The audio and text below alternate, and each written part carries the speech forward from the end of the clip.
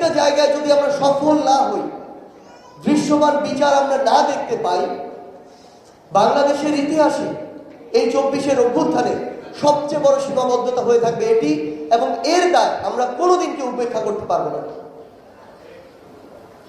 আজকে আমরা দেখছি এই পুলিশ প্রত্যক্ষ বা পরোক্ষভাবে এই হত্যাযজ্ঞের সাথে জড়িত ছিল, তাদেরকে অনেককে জড়িত করা হয়েছে, অনেকে ইচ্ছাকৃতভাবে অতি উৎসাহী হয়ে কাজগুলো করেছে,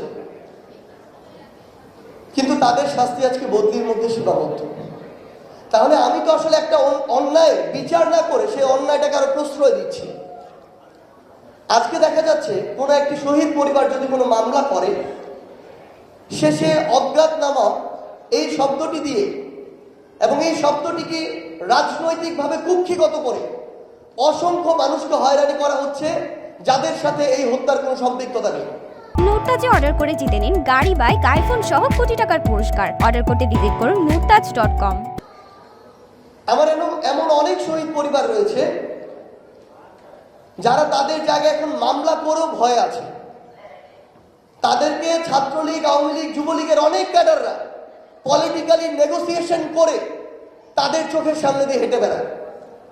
এই নেগোসিয়েশন হয়েছে টাকার বিনিময়ে, হয়েছে জনশক্তি সাপ্লাইয়ের বিনিময়ে।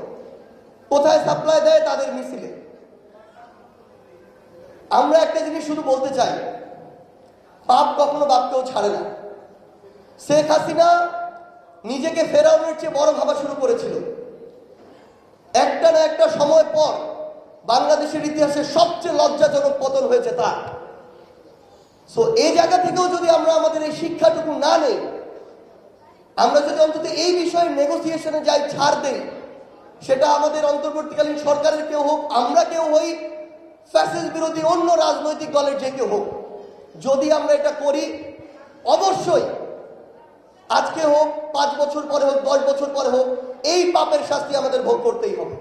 আপনাদের প্রতি এত লজ্জা, এত ঘৃণা, এগুলো নিয়ে যখন ওই পোশাক পরে সামনে আসতো আপনাদের অনেকে বিব্রত হয়, তখন আপনাদেরই অনেকে এই অপকর্মগুলোর সাথে আবারও দিনে দিনে জড়িয়ে যাচ্ছে।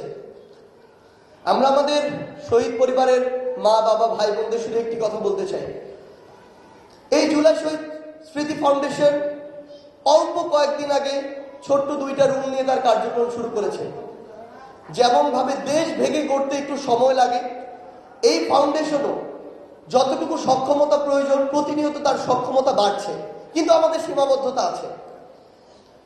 আমরা এখন পর্যন্ত আমাদের ভেরিফাইড MIS এর শহীদ হচ্ছেন 859 জন। সেই লিস্ট দ্রুত গ্যাজেট আকারে প্রকাশ করা হবে। যারা বাদ পড়েছেন তারা সেগুলোতে আবার এনলিস্টেড হতে পারবেন।